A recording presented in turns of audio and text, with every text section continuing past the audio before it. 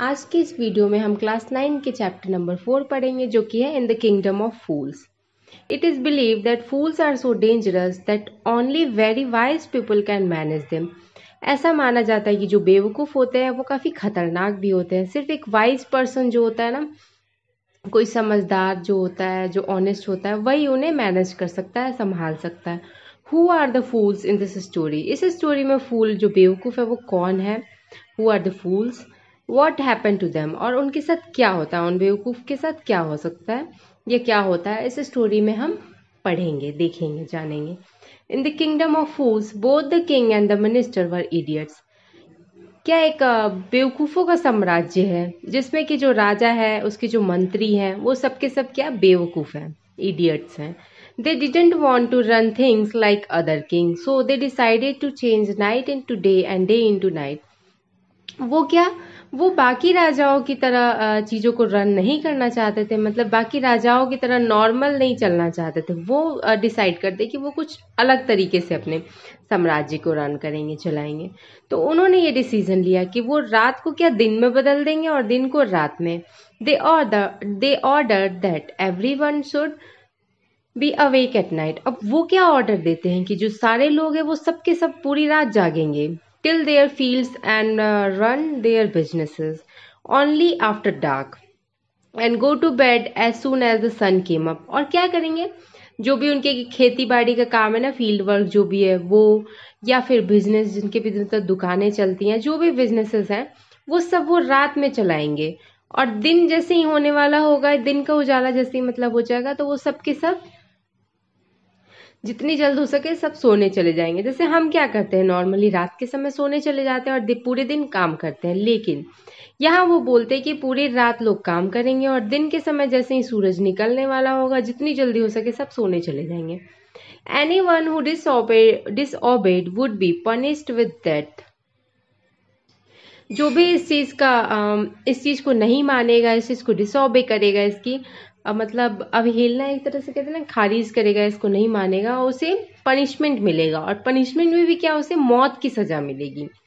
The people did as they were told for fear of death. अब सारे लोग वैसा ही करते हैं, क्योंकि उन सबको मौत से डर था, मरने के डर से सबके सब राजा की बात मान लेते हैं। The king and the minister were dilated at the success of their project. अब ये क्या, किंग जो है, राजा और मंत्री बहुत खुश होते हैं कि उनका प्रोजेक्ट जो भी उन्होंने सोचा था वो सक्सेस हो रहा है। सारे लोग डर के मारे उस चीज को मान रहे हैं और वैसा ही कर रहे हैं। One day a Guru and his disciple arrived in the city. एक दिन क्या होता है, एक गुरु और उनका चेला, डिसाइपल का मतलब चेला, शिष्य, तो एक गुरु और उनका शिष्य सिटी में पहुंचते हैं। It was a beautiful city. ये सिटी जो है बहुत ही खूबसूरत सिटी है। It was broad daylight but there was no one about. अब ये क्या, दिन के उजाले में ये लोग पहुंचते हैं उस सिटी में, लेकिन वहां पर कोई भी ऐसा नहीं था जो कि वहां इन्हें मतलब बाहर स्ट्रीट पे, सड़क पे कहीं दिखाई दे सिटी में। Every one was asleep. जैसा कि दिन के समय सब लोग सो रहे होंगे। Not a mouse steering. यहाँ तक कि एक चूहा भी नहीं भटक रहा था। मतलब सोच रहे थे कि जानवर को भी ये पता था, वो यहाँ तक कि वहां पे एक चूहा भी नहीं भटक रहा था। Even the cattle had been taught to sleep by day. यहाँ तक कि गाय, भेड़ और बकरियों के जो झुंड होते हैं ना, उनको भी सिखा दिया गया था कि उन्हें भी दिन में सोना ही है। तो सारे एनिमल्स भी सो रहे थे। The two strangers were amazed by what they saw around them and wandered around town till evening. अब ये दोनों लोग बहुत अमेज थे, बहुत भौचक्के थे कि मतलब ये क्या हो रहा है इनके आसपास, सारे के सारे लोग गायब है, कोई सिटी में स्ट्रीट पे दिख ही नहीं रहा। अब ये पूरे दिन भटकते रहते हैं जब तक कि शाम नहीं हो जाता है। When suddenly the whole town woke up and went about its nightly business. अब जैसे ही शाम होना शुरू होता है, मतलब सूरज का ढलना शुरू होता है, अब सारे लोग क्या, जाग जाते हैं और अपने बिजनेस को रन करने के लिए अपने अपने काम पे लग जाते हैं। मतलब दुकानें वगैरह खुलने लग गई होंगी, जो भी चीजें बिकती होंगी सब अपने अपने काम पे मतलब आ गए होंगे। जिनको फील्ड वर्क होगा, खेती बाड़ी करना होगा, वो सब भी आने लगे होंगे। The two man were hungry. अब इन दोनों को बहुत जोर से भूख लगा था, डिसाइपल को और इनके गुरु को। Now that the shops were open they went to buy some groceries. अब जैसा कि सारे शॉप्स खुल चुके थे, तो ये लोग फिर जाते हैं कुछ राशन का सामान लेने। To their astonishment, they found that everything cost the same, a single dudu. अब ये क्या देखते हैं कि कुछ भी खरीद लो, मतलब कितना भी खरीद लो, जैसे मान लो 1 केला खरीदो या 1 दर्जन केला खरीदो, उनको सिर्फ एक सिंगल डुडू देना है। ये डुडू वहाँ की उनकी करेंसी है, तो उन्हें बस मतलब मान के चलिए 1 रुपए ही देना था। चाहे 1 केला खरीदो या 12 केला खरीदो, या 1 किलो चावल खरीदो या फिर 5 किलो चावल खरीदो, मतलब कितना भी खरीदो, क्वांटिटी से मतलब नहीं था, सिर्फ सिंगल डुडू 1 रुपए ही देना था। Whether they bought a measure of rice और अ बंच ऑफ बनाना, यहाँ एग्जाम्पल दे रखिए, चाहे वो चावल खरीदे या फिर बनाना खरीदे, बंच ऑफ बनाना, उन्हें कॉस्ट सिंगल डुडू ही पड़ेगा। इट कॉस्ट अ डुडू। The guru and his disciple were delighted. They had never heard of anything like this. They could buy all the food they wanted for a rupee. अब ये सब क्या, ये लोग तो बिल्कुल चौंके हुए थे, क्योंकि ऐसा उन्होंने कभी देखा ही नहीं था। ये सोचते कि मतलब कि कुछ भी खरीद लो, कितना भी खरीद लो, सिर्फ 1 रुपए ही देना है। जैसे कि आप सभी को भी पता है कि ये पूरा बेवकूफ़ों का राजपाट यहाँ पे है, तो उसी हिसाब से इन बेवकूफ़ों ने ही ऐसा कुछ लगाया होगा तिगड़म, जिससे कि ये 1 डुडू में ही कितना भी सामान बेच दे रहे हैं। When they had cooked and eaten, the Guru realized that this was a kingdom of fools and it wouldn't be a good idea for them to stay there. This is no place for us. Let's go.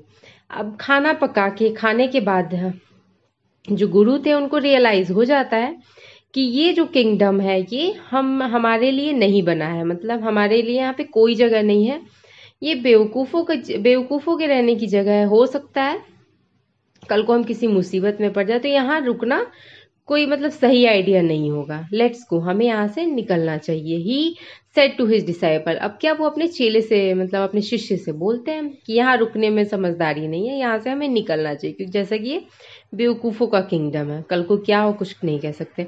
But the disciple didn't want to leave the place. लेकिन जो उनका चेला है, शिष्य है, वो क्या city को अब छोड़ के जाना ही नहीं चाहता है। Everything was cheap here. All he wanted was good, cheap food.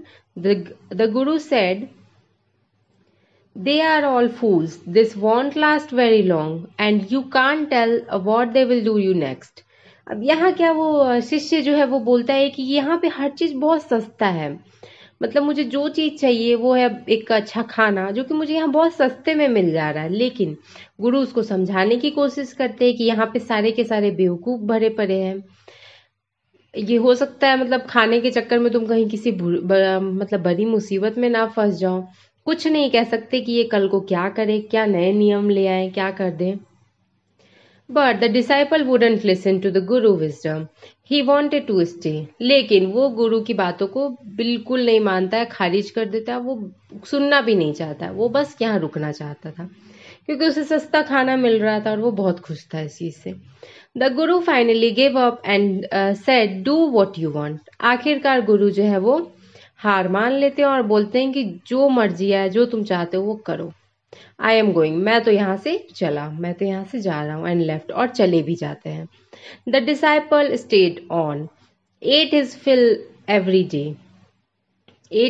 Every day, banana and ghee and rice and wheat, and grew fat like a street side sacred bull.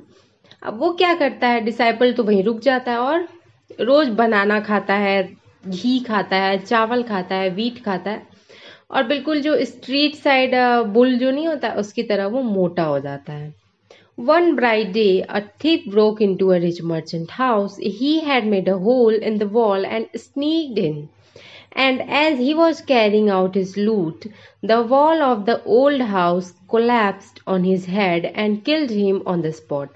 अब एक दिन की बात है, दिन के उजाले में जैसा कि वहां सब लोग सो रहे होते थे, तो एक चोर जो है वो एक अमीर मर्चेंट, एक अमीर बिजनेसमैन के घर में घुसता है और वो क्या करता है, दीवार में होल करके घुसता है।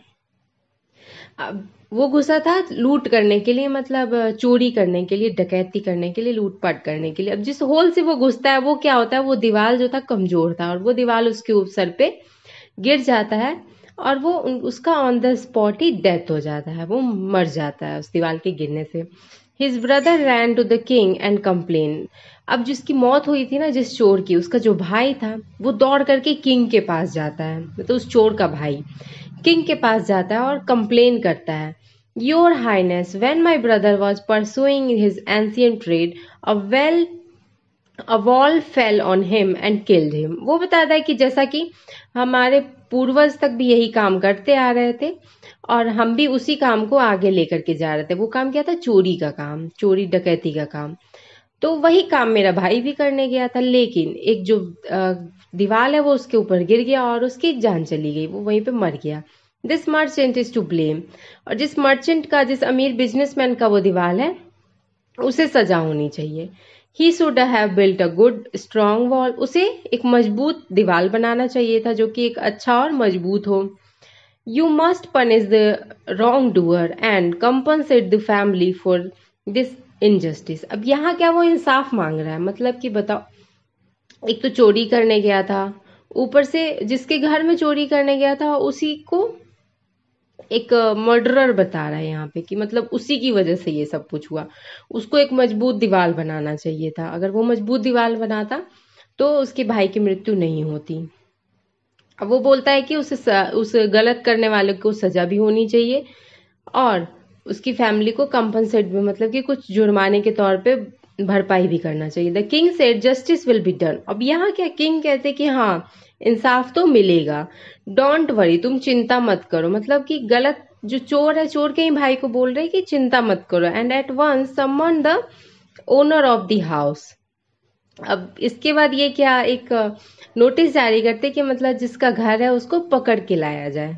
When the merchant arrived, the king questioned him. अब ऐसा ही होता है, उसके जो सिपाही थे वो सब उसको पकड़ के लाते हैं। अब जब मर्चेंट, जो बिजनेसमैन था, वो जब वहां पहुंच जाता है तो फिर उससे क्वेश्चन पूछते हैं राजा। वॉट योर नेम, तुम्हारा नाम क्या है? Such and such your highness. Were you at home, were you at home when the dead man burgled your house. वो पूछते हैं कि तुम क्या उस समय घर पे ही थे जब वो जो मारा गया, दीवार के गिरने से जो मर गया, जब वो तुम्हारे घर पे चोरी करने पहुंचा था, तब क्या तुम अपने घर पे ही थे? Yes my lord, he broke in and the wall was weak, it fail on him. वो बोलता है कि हाँ, मैं उस वक्त घर पे ही था और जो दीवार था वो कमजोर होने की वजह से उसके ऊपर गिर गया। The accused plead guilty, your wall killed him, kill this man's brother, you have murdered a man, we have to punish you. अब यहाँ वो क्या बोलते हैं राजा, कि तुम्हारे दीवार गिरने की वजह से इसके भाई की मृत्यु हो गई है। तुम उस इंसान के मर्डरर हो और तुम्हें सजा मिलेगी। Lord said the helpless merchant, I didn't put the wall, it's really the fault of the man who build the wall. यहाँ वो बोलता है कि मैंने उस दीवार को नहीं बनाया, मेरी कोई गलती नहीं है। He didn't build it right, you should punish him. वो बोलता है कि मैंने इस दीवार को नहीं बनाया, जिसने दीवार को बनाया है उसको सजा मिलनी चाहिए। तब राजा पूछते कि हु इज दैट, कौन है वो जिसने उस दीवार को बनाया था? मतलब कौन बिल्डर था वो जिसने उस दीवार को बनाया? My lord, this wall was built in my father's time, I know the man, he is an old man now, he lives near by. वो बोलता है कि वो मेरे पिताजी के टाइम पे वो दीवार बनी थी, लेकिन मैं उस इंसान को जानता हूँ जिसने वो दीवार बनाया था। वो बूढ़ा हो चुका है और मेरे ही घर के पास में रहता है। ही लिव्स नियर मतलब मेरे नजदीक ही रहता है। The king sent out messengers to bring in the brick layer who had build the wall. अब क्या वो अपने मैसेंजर्स को भेजते हैं, जो भी सिपाही वगैरह होते हैं उनको भेजते हैं उस ब्रिक लेयर, मतलब कि जिसने की ईंटें खड़े किए थे ना, दीवार बनाए थे, उसको पकड़ के लाने के लिए। They brought him tied hand and foot. अब ये लोग क्या करते हैं, उसको पकड़ के ले आते हैं, उसके हाथ पैर बांध करके लाते हैं। You there, did you build this man's wall in his father's time. वो पूछते क्या इसके पिताजी के टाइम पे तुमने उस दीवार को बनाया था? तब वो बोलता है बिल्डर कि yes my lord I did, हाँ मैंने ही बनाया था। What kind of wall is this that you built. किस तरह का दीवार तुमने बनाया? It has fallen on a poor man and killed him. एक बेचारे इंसान के ऊपर वो वॉल गिर गया और उसकी जान भी चली गई। यू हैव मर्डर्ड हिम, तुमने उसका मर्डर किया है। We have to punish you by death. अब हमें तुम्हें ही सजा देनी होगी, वो भी सजा, मौत की सजा देंगे हम तुम्हें। Before the king could order the execution the poor bricklayer pleaded.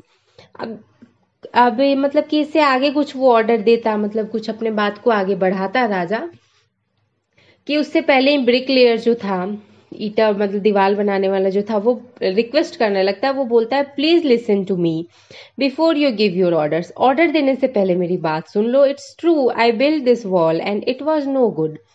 ये सच है कि मैंने वो दीवार बनाया और दीवार मैंने अच्छा नहीं बनाया था, but that was because my mind was not on it. ये सिर्फ इस वजह से हुआ क्योंकि मेरा दिमाग उस वक्त उस पर कंसंट्रेटेड नहीं था।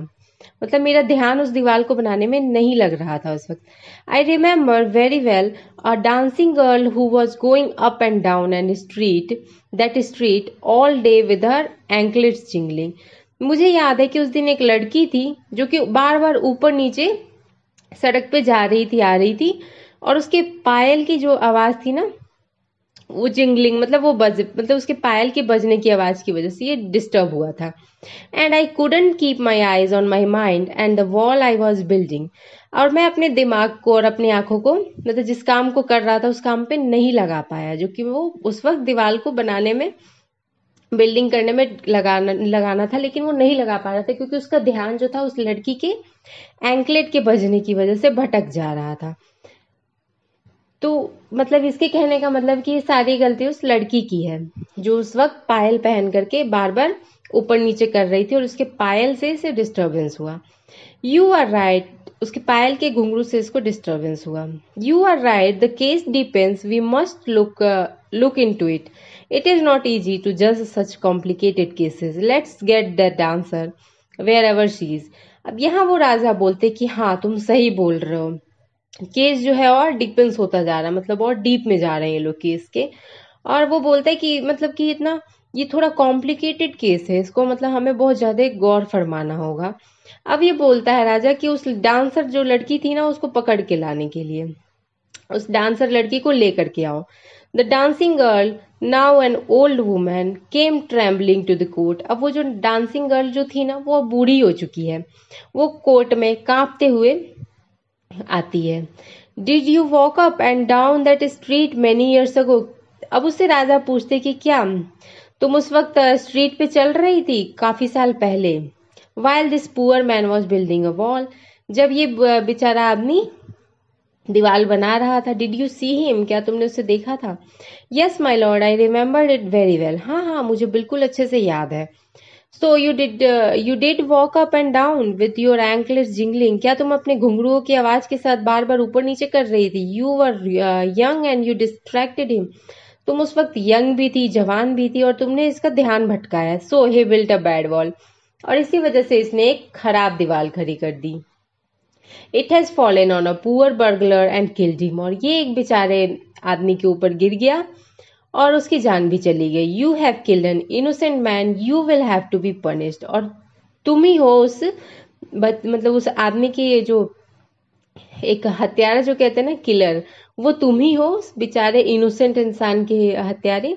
You will have to be punished, अब तुम्हें सजा होगी। She thought for a minute and said my lord wait, I know now why I was walking up and down that street. अब वो बोलती कि थोड़ा रुकिए, मेरी बात सुनिए एक मिनट, मुझे अभी पता है कि मैं क्यों उस दिन बार बार वहां पे स्ट्रीट पे ऊपर नीचे कर रही थी। I had given some gold to the goldsmith to make some jewellery for me, मैंने कुछ गोल्ड दिए थे, गोल्ड स्मिथ जो होता है ना जोहरी ज्वेलरी बनाने वाले, उसको दिए थे सुनार को, और उसे मैंने ऑर्डर दिया था मेरे लिए कुछ ज्वेलरी बनाने के लिए। He was a lazy scoundrel, he made so many excuses, said he would give it now and he would give it then, and so on all day. He made me walk up and down to his house a dozen times. क्योंकि उस वो जो jewellery बनाने वाला था वो बहुत मतलब सोनार जो था वो आलसी था, वो मुझे बार बार टाइम दे रहा था। वो कह रहा था कि अभी मिल जाएगा, फिर कभी कह रहा था बाद में मिल जाएगा। इस तरह से वो मुझे उस दिन पूरे दिन उसकी वजह से ऊपर नीचे करना पड़ा था। That was when this bricklayer saw me, और उसी वक्त इस ब्रिकलेयर ने मुझे देखा था। इट्स नॉट माई फॉल्ट, ये मेरी कोई गलती नहीं है इसमें। My lord it's the dam gold Smith fault, ये जो सारी गलती है ये सब सुनार की गलती है। Poor thing, she is absolutely right, thought the king weighing the evidence, we have got the real culprit at last। अब यहाँ राजा जो है बोलते कि हाँ ये बिल्कुल सही बोल रही है, अब हमें जो सही जो गुनहगार है वो मिल गया है आखिरकार। Get the goldsmith wherever he is hiding. अब वो बोलता है कि उस सुनार को पकड़ के लाओ जहां कहीं भी वो छुपा हुआ है। At once the king's bailiffs searched for the goldsmith who was hiding in a corner of his shop। अब उसके जो मैसेंजर्स थे वो ढूंढने जाते हैं तो देखते हैं कि वो क्या सुनार जो था वो अपने ही शॉप के कॉर्नर में कोने में जाकर के छुप गया था। When he heard the accusation against him, he had his own story to tell। अब जब वो सारी बातें जानता है, सारे जो इल्जाम सुन लेता है, तब वो उसके पास खुद की भी एक बात है बताने के लिए, कहानी है बताने के लिए, जो वो बताता है। My lord, he said, I am a poor goldsmith। It's true, I made this dancer come many times to my poor। My lord, he said, I am a poor goldsmith। It's true, I made this dancer come many times to my door। मैं एक बेचारा सुनार हूँ, जोहरी हूँ, और मैंने इस लड़की को बार बार बुलाया और भेजा क्योंकि मेरे पास भी कुछ कारण थे जिस वजह से मैं उसको बार बार अपने दरवाजे पे बुला रहा था और भेज रहा था इस डांसर गर्ल को। I gave her excuse because I couldn't finish making her jewelry before I finished the rich merchant orders। मैं उसे बार बार बहाने बना रहा था क्योंकि मैं इसकी ज्वेलरी नहीं बना सकता था जब तक कि मैं उस एक अमीर जो बिजनेसमैन है उसका ऑर्डर पूरा नहीं कर देता। They had a wedding coming and they wouldn't wait। You know how impatient rich men are। वो बोलता है कि एक अमीर मर्चेंट था, अमीर बिजनेसमैन था जिसने कि मुझे ज्वेलरी के ऑर्डर दिए थे क्योंकि वहां पे उनके यहाँ शादी आने वाला था, मतलब कि शादी होने वाली थी, तो इस वजह से उन्होंने मुझे ऑर्डर दिया था ज्वेलरी का, और मैं उनकी ज्वेलरी के ऑर्डर को पूरा किए बिना इसकी ज्वेलरी पे हाथ भी नहीं लगा सकता था। मतलब उसे उस ऑर्डर को पहले पूरा करना था अमीर बिजनेसमैन का। और बोलता है कि आपको भी पता है कि एक अमीर बिजनेसमैन लोग जो होते हैं वो उनमें धैर्य की कितनी कमी होती है। Who is this rich merchant who kept you from finishing this poor woman's jewelry, made her walk up and down, which distracted his bricklayers, which made a mess of his wall। अब यहाँ पे वो पूछता है कि कौन है वो अमीर बिजनेसमैन जिसने कि तुम्हें इस वुमेन के काम करने से रोका, जिसने तुम्हें इसकी ज्वेलरी नहीं बनाने दी है सही टाइम पे, और जिसकी वजह से इसको बार बार आना जाना पड़ा, और इसी की वजह से फिर ब्रिकलेयर का ध्यान भी भटका, और ये सारा कुछ जो भी हुआ, दीवार गिरना, वो सब उसी की वजह से हुआ है। Which has now fallen on a innocent man and killed him. वो बोलता है कि जिसकी वजह से कि एक दीवार जो है वो एक बेचारे इंसान के ऊपर गिर गया और उसकी जान चली गई। Can you name him. क्या तुम उसका नाम बता सकते हो। The gold Smith name the merchant and he was none other than the original owner of the house whose wall had fallen। अब जब वो नाम बताता है सुनार तो फिर क्या पता चलता है कि ये तो वही इंसान है जिसका दीवार उस चोर के ऊपर गिरा था। मतलब सारा घूम फिर के बाद फिर उसी मर्चेंट के ऊपर आ जाता है। Now justice had come full circle. अब क्या जस्टिस जो है, इंसाफ जो है, पूरा सर्कल में घूम के आया है, पूरा गोल चक्कर काट चुका है। Thought the king back to the merchant. अब सब कुछ वापस उसी मर्चेंट के ऊपर आ चुका है। किंग भी सोचता है कि अब तो सब कुछ उसी मर्चेंट के ऊपर आ गया है। When he was rudely summoned back to the court. अब उसको बिल्कुल ही रूडली, बिल्कुल ही रफली, बिल्कुल वापस से उसको कोर्ट में बुलाया जाता है। When he was rudely summoned back to the court, मतलब उसको वापस से कोर्ट में उसी तरह से रूडली फिर से बुलाया जाता है। ही अराइव्ड क्राइंग। अब वो रोते हुए आता है। It wasn't me but my father who ordered the jewellery. वो बोलता है कि वो मैं नहीं था जिसने ज्वेलरी के ऑर्डर दिए थे, वो तो मेरे पिताजी ने ऑर्डर दिया था ज्वेलरी का। He is dead, I am innocent. और अब तो वो मर भी चुके हैं और मैं जो हूँ बेगुनाह हूँ, मेरी कोई गलती नहीं है इसमें। But the king consulted his minister and ruled civilly. It's true, your father is the true murderer, he is dead, but somebody must be punished in his place। यहाँ वो बोलता है राजा कि हाँ, हमें भी पता है कि तुम्हारे जो फादर हैं वही मर्डरर हैं एक्चुअल में, लेकिन अब तो उनकी मौत हो चुकी है और उनकी जगह अब हमें किसी को तो सजा देना होगा। मतलब घुमा फिरा के इनको किसी ना किसी को सजा देना ही है, भले ही किसी इनोसेंट को ही दे दे। ये बोलता है कि हाँ भाई हमें किसी को तो सजा देना है ना उनकी जगह पे। You have inherited everything from the criminal father of yours. अब यहाँ उसके फादर को क्रिमिनल बोल रहा है ये राजा। राजा बोलते हैं कि तुमने मतलब जो भी अपने पिता की संपत्ति है उन सबको इनहेरिट किया है, उन सभी को तुम ही भोग रहे हो, अपने क्रिमिनल फादर के। His rich is as well as his sins. अब उनके जो पाप हैं वो भी तो तुम्हें ही भोगने होंगे ना। जब उनकी जो ऐशो आराम की जो चीजें हैं वो सारे जब तुम भोग रहे हो तो उनके जो पाप है वो भी तो तुम्हें ही भोगने पड़ेंगे। I knew at once even when I first set eyes on you. जब मैंने पहली बार तुम्हें देखा था ना तभी मैं समझ गया था that you were at the roof of this horrible crime, कि तुम ही इसकी जड़ हो। इस जो क्राइम हुआ है ना इस क्राइम की जड़ तुम ही हो। You must die. अब तुम्हें तो मरना ही होगा, मतलब तुम्हें मौत की सजा मिलेगी ही। And he ordered a new stake to be made ready for the execution. अब वो क्या एक ऑर्डर देते हैं कि जो एक नया स्टेक तैयार करे। स्टेक एक धारदार मतलब धारदार होता है हथियार के जैसा ही, जिससे कि किसी को मारा जा सके। तो वो मर्चेंट को मारने के लिए एक नए स्टेक का ऑर्डर देता है। As the servant sharpened the stake and got it ready for the final impaling of the criminal। अब वो क्या सर्वेंट्स जो थे नौकर चाकर जो थे वो लोग तैयार करके ले आते हैं स्टेक क्रिमिनल को मारने के लिए। It occurred to the minister that the rich merchant was somehow too thin to be properly executed on the stake.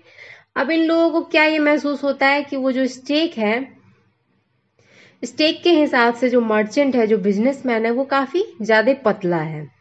ये जो स्टेक है वो मर्चेंट पे फिट नहीं बैठ रहा है मारने के लिए। ही अपील टू द किंग्स वो common sense. The king to worried about it. अब क्या किंग को बहुत ज्यादा चिंता हो जाती है कि अब कैसे मारे। वॉट सेल वी डू, हम क्या कर सकते हैं, ही सेड।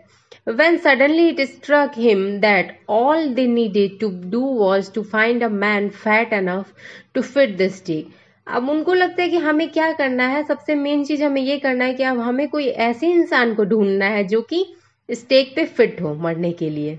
मतलब वो स्टेक के हिसाब से हमें कोई इंसान ढूंढना होगा। The servants were immediately sent all over the town looking for a man who would fit the stake. अब वो सर्वेंट्स को नौकर को पूरे शहर में भेज देता है ढूंढने के लिए कि कौन है ऐसा, कोई ऐसा मिले जो स्टेक पर फिट बैठे। And their eyes fell on the disciple who had fattened himself for months on bananas and rice and wheat and ghee। अब जो उनके जो सर्वेंट्स थे उनकी नजर टिक जाती है उसी डिसाइपल पे, उसी चेला पे, जो आपने शुरू में सुना था कि वो चेला जो था खाने के लिए रुक गया था इसी सिटी में। तो उस पे नजर जाती है जो कि बनाना, घी, राइस, व्हीट खा खा करके बिल्कुल मोटा हो चुका था रोड साइड बुल की तरह।